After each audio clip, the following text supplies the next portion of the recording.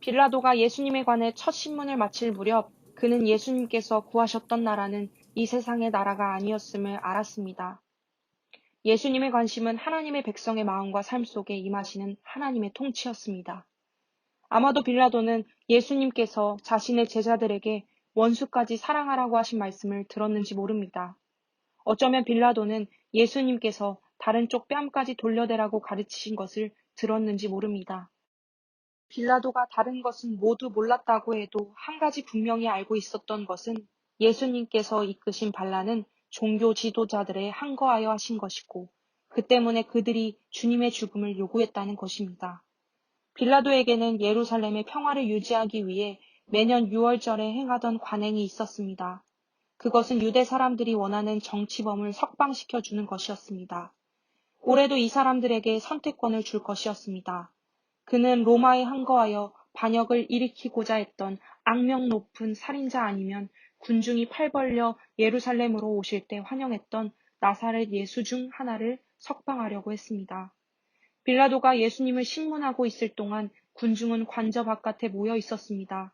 빌라도는 군중 앞에 예수를 데려와 그들에게 바라바와 예수 중 누구를 석방할지 선택할 수 있는 기회를 주었습니다. 마태복음은 바라바의 본명이 예수 바라바라고 이야기합니다. 예수라는 이름의 의미는 구세주 혹은 하나님이 구원하신다 라는 것을 기억하십시오.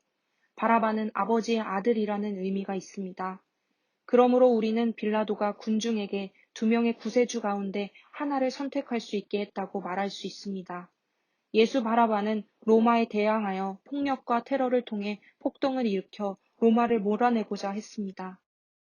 나사렛 예수는 사람들에게 먼저 그의 나라를 구하라고 가르쳤고 그를 따르는 사람들에게 원수들을 사랑하라고 가르쳤습니다.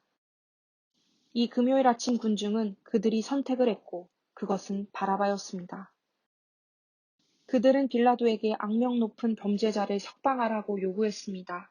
그는 로마에 대항하여 기꺼이 무력을 행사할 것임을 나타냈습니다.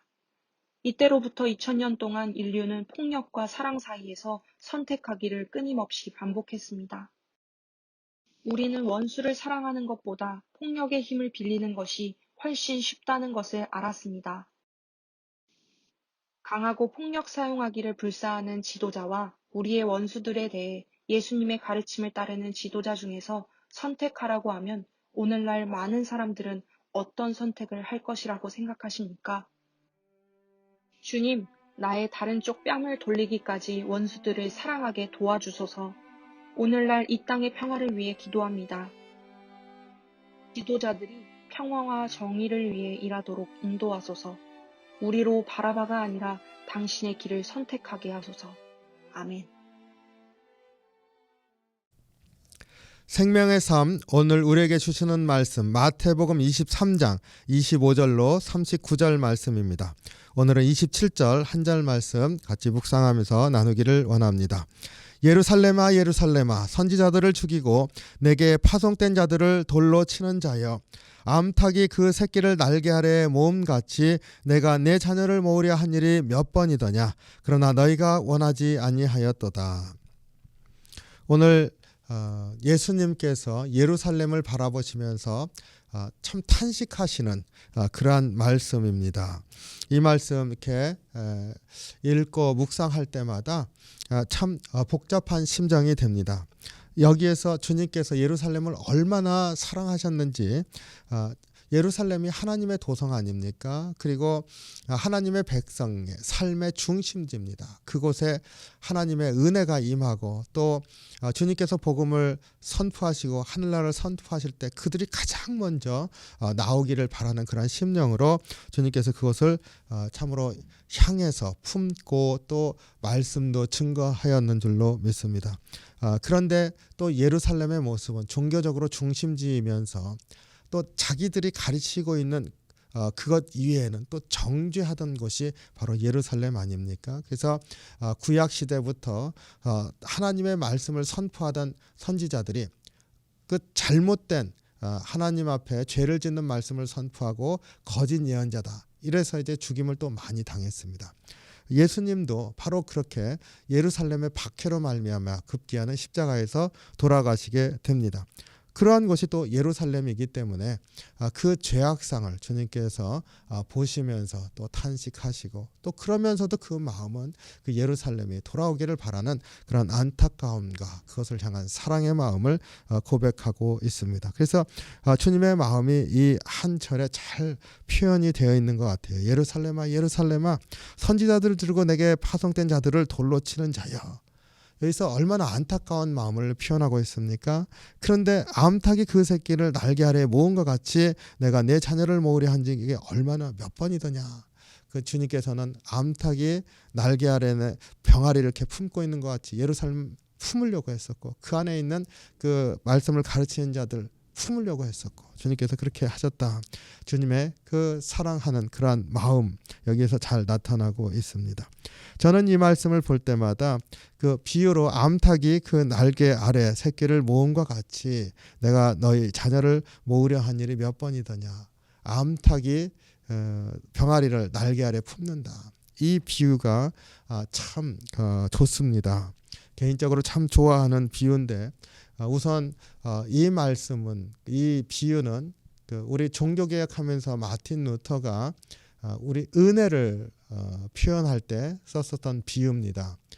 우리가 구원받는 이유는 무엇입니까? 예수님의 보혈의 공로를 의지해서 우리가 의로운 사람이 아니라 죄인이지만 그러나 예수님께서 십자가에 돌아가시고 부활하시고 우리에게 주신 그 은혜죠. 예수님의 의를 덧입어서 우리가 구원을 받는다. 그래서 루터가 우리 겉에는 주님의 의로 덮여 있고 속 사람은 그대로 우리 자신이기 때문에 죄인된 모습이죠. 그래서 의인이지만 곧 죄인, 죄인이지만 곧 의인이라고 하는 그러한 말을 했습니다. 우리 칭의라고 하죠. 의롭다고 칭해 주셨다.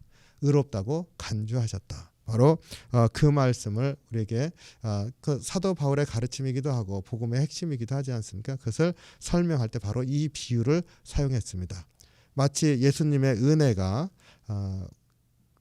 그 어미닭의 날개와 같이 그리고 우리 자신은 병아리인 거죠.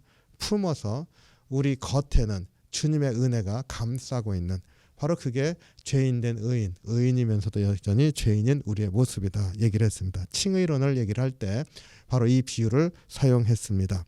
그래서 저는 이 비유를 이렇게 볼 때마다 참 이 칭의론에 대한 것이 교리가 아니라 따뜻함으로 느껴집니다. 그래서 어미닭이 날개로 병아리를 품은 것과 같은. 그래서 주님이 우리를 품고 있다. 이렇게 그 은혜가 이제 따뜻하게 다가오는 것을 느낍니다. 좋아하는 그런 비유입니다. 또 이 말씀 자체에서도요. 예수님께서 예루살렘이 그렇게 선지자들을 죽이고 예수님도 이제 박해하면서 죽이려고 하고 그럼에도 불구하고 예수님이 그 하나님 백성인 그 자녀들을 사랑하는 그 사랑이 그대로 나타나는 것이 바로 이 비유입니다. 어미닭이 병아리를 그 날개 아래 품으려고 한 것과 같이 내가 너희를 얼마나 품으려고 했던가. 여기에 예수님의 그 사랑, 깊은 사랑이 잘 나타나 있습니다. 오늘 믿음 생활 하시면서 바로 이 주님이 우리를 어미닭과 같이 병아리를 그 날개 아래 품고 있는 것처럼 우리를 품고 있다 하는 것 묵상하시면서 주의 은혜를 다시 한번 감사하면서 또 주의 은혜 아래 주의 날개 아래 거하는 그러한 귀한 하루가 되기를 주님의 이름으로 축원합니다. 기도하겠습니다. 사랑이 많으신 주님, 주님의 은혜와 사랑에 감사합니다. 우리가 주님을 바라볼 때마다 주님의 은혜가 얼마나 큰지 다시 한번 우리가 깨닫고 감사하기를 원합니다. 우리가 죄인임에도 불구하고 우리를 사랑하셔서 또 은혜로 품어주시는 것을 감사합니다. 우리의 죄가 그 오늘 말씀처럼 예루살렘이 범한 죄보다 작지 않은데 여전히 그 예루살렘을 품으시는 그 예수님의 그 사랑이 우리를 품고 있음을 다시 한번 기억하게 하시니 감사합니다. 오늘 또 주님 의지하면서 주님 바라보면서 주님 승리할 수 있도록 인도해 주시옵소서. 그래서 오늘 또 한 걸음 한 걸음 주님과 동행하게 하시고 우리 안에는 은혜를 보는 기쁜 하루가 될 수 있도록 이끌어 주시옵소서. 저희들 부족하오니 늘 축복하시고 이끄시기를 간절히 바라옵고나오며 우리 주님 예수 그리스도 이름으로 기도하옵나이다. 아멘. 주기도문 하겠습니다.